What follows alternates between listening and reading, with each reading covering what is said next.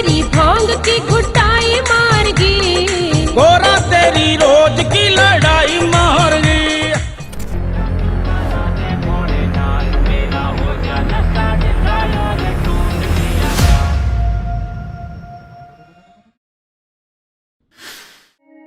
माना जाता है सावन का महीना भगवान शिव को समर्पित होता है और इस दौरान भगवान शिव की पूजा करने वाले भक्तों की सारी मनोकामनाएं भगवान शिव पूरी करते हैं। महिलाएं इस दौरान अपने पति के लंबी उम्र के लिए व्रत रखती हैं। इस पूरे महीने कांवड़िए कांवड़ लेकर आते हैं और भगवान शिव पर गंगा जल अर्पित करते हैं। लेकिन इस दौरान कुछ गीत भी बजते हैं। डीजे पर कांवड़िए थिरकते हैं।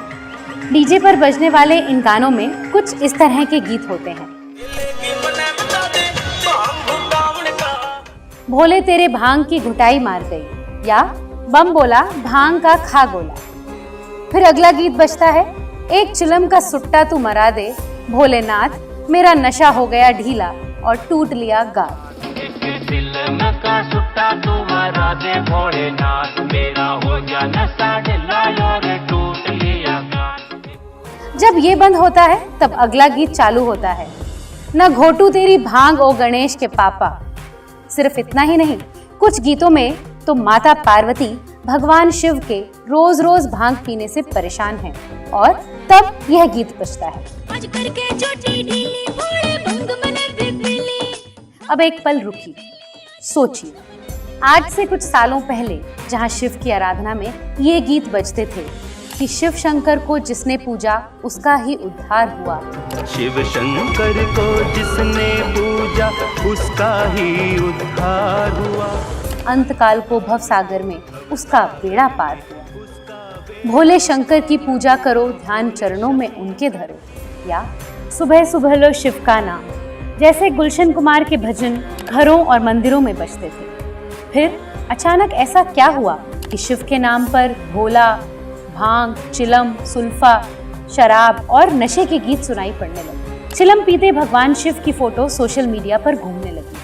लोग उन्हें अपनी डीपी पर लगाते हैं और जय महाकाल आदि नारे के साथ पोस्ट करने लगते हैं। लोग भी भगवान शिव के मुख में चिलम को पसंद करते हैं और फोटो शेयर करते हैं। सोचिए, क्या यही शिव की आराधना है? क्या यही शिव की पूजा है? क्या भांग, सुल्फे, शराब में डूबे लोग ही शिव के सच्चे भक्त हैं? अपनी अंतरात्मा से सवाल कीजिए कि क्या यही शिव का सच्चा स्वरूप है? क्या आपका भगवान इष्ट देव महादेव हर पल नशे में डूबा रहता है? क्या माता पार्वती हर समय भगवान के लिए भांग घोटा करती हैं? अगर नहीं, तो फिर आपके इष्ट देव का ये अपमान कौन कर रहा है? और उन अपमानजनक गीतों को बनाने वाले, उन पर नाचने वाले लोग कौन हैं? क्या कोई गीतकार या गायक यह जानने का प्रयास नहीं करता, या इस बारे में सच क्या है ये जानना नहीं चाहता? मैं जो गाने गा रहा हूँ या गीत लिख रहा हूँ उसका आधार क्या है? दुख की बात है, किसी भी ग्रंथ में ऐसा नहीं लिखा है कि भगवान शिव या शंकर भांग, गांजा आदि का सेवन किया करते थे। लेकिन आज बहुत से लोगों ने भगवान शिव के ऐसे भी चित्र बना लिए हैं जिसमें वे चिलम पीते हुए नजर आते हैं। ये दोनों ही कृत्य भगवान शिव शंकर का अपमान करने जैसा है। यह भगवान शिव की छवि खराब किए जाने की साजिश है। यह भगवान शिव का घोर अपमान है और यह अपमान कोई और नहीं बल्कि खुद को हिंदू कहने वाले कुछ लोग कर रहे हैं। और बहाना क्या है कि शिव जी विष के प्रभाव को शांत करने के लिए भांग का नशा किया करते थे, जो कि बिल्कुल अज्ञानता भरा बहाना है, नशा करने का बहाना है। यह भी छोड़िए, बड़े बड़े पंडित भी शिव के मंदिरों में जब भांग का अभिषेक करते हैं तो फिर अन्य किसी पर दोष देने का क्या मतलब?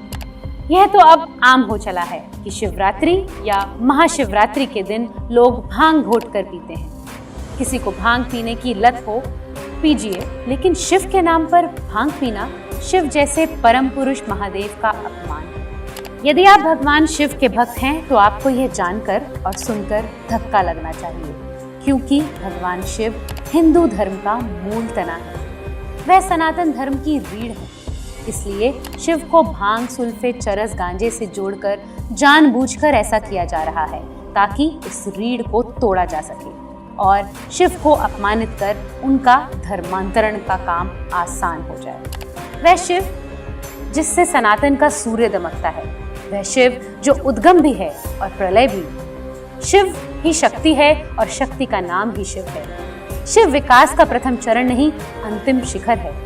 वह गौरी शंकर है, वह कैलाश है, वह आखिरी शिखर है जहां सभी चेतनाएं अंततः पहुंच जाएंगी, जिस तरफ सभी की यात्रा चल रही है। शिव होना कोई एक घटना नहीं जो घट गई, शिव एक प्रवाह है जो प्रतिपल घट रहा है। शिव प्रतिक्षण हो रहा है। शिव वह पुष्प है जो एक बार खिलता है और ऐसा फूल जो कभी नहीं मुरझाएगा। उस फूल को हम शिवत्व कहते हैं, वही परमात्मा है। ईश्वर के प्रति गहन समाधि का नाम शिव है। ज्ञान की खोज का नाम शिव है। ध्यान की परम ऊंचाई का नाम शिव है। ऐसा ध्यान कि सांप भी शरीर पर रेंगने लगे, किंतु शिव का ध्यान परमात्मा के प्रति समर्पित है। एक शिव ही है जो कहते हैं कि होश को दोनों भौहों के मध्य में लाओ और मन को विचार के समक्ष आने दो। देह को पैर से सिर तक प्राण तत्व से भर जाने दो ताकि वहां वह प्रकाश की भांति बरस जाए। भगवान शिव के ध्यान की इस विधि को पाइथागोरस ने जाना। पाइथागोरस यह विधि लेकर ग्रीस गया और कमाल देखिए, ध्यान की यह विधि पश्चिम में सारे रहस्यमयवाद का उद्गम बन गई, क्योंकि यह विधि बहुत गहन पद्धतियों में से एक है जो भगवान शिव ने दुनिया को दी। आधुनिक मनोविज्ञान और वैज्ञानिक शोध कहता है कि दोनों बाहों के मध्य में एक ग्रंथि है जो शरीर का सबसे रहस्यमय अंग है। यह ग्रंथि, जिसे पाइनियल ग्रंथि कहते हैं, यही शिव का तीसरा नेत्र है। दोनों आंखों के बीच एक तीसरी आंख का अस्तित्व है, लेकिन साधारणतः वह निष्क्रिय ही रहती है। उसे खोलने के लिए ध्यान करना पड़ता है। वह आंख अंधी नहीं है, वह बस बंद है। शिव इस विधि के ज्ञाता है, इसी कारण वो त्रिनेत्र है। ध्यान और ज्ञान की महाविधि को जानकर शिव का तीसरा नेत्र खुलता है। किंतु हम किस शिव की पूजा कर रहे हैं? यह दुख की बात है कि बहुत से लोगों ने कालांतर में योनि और शिव की तरह शिवलिंग की आकृति को गढ़ा और वे उसके चित्र भी फेसबुक और व्हाट्सएप पर पोस्ट करते हैं। जबकि ध्यान से देखिए, वह एक दीपक है और उसके मध्य में ऊपर उठा हिस्सा ज्योति का आकार है। यह आत्मा के दीपक से उठती ज्ञान की अमर ज्योति का स्वरूप है, जो प्रलय काल में समस्त सृष्टि जिसमें लीन हो जाती है और पुनः सृष्टि काल में जिससे प्रकट होती है, उसे लिंग कहते हैं। इस प्रकार विश्व की संपूर्ण ऊर्जा ही शिव की प्रतीक है। यही शून्य है, यही आकाश है, यही अनंत है, ब्रह्मांड और निराकार परम पुरुष का प्रतीक है। इसलिए शिव आपके भीतर है। उसको छिपाए तुम चल रहे हो। संभाल कर चलना, सावधानी से चलना, क्योंकि तुम्हारे ही जीवन का सवाल नहीं है। तुम्हारे भीतर सारे अस्तित्व ने दांव लगाया है। सारा अस्तित्व तुम्हारे भीतर खिलने को आतुर है। उत्तरदायित्व बहुत बड़ा है।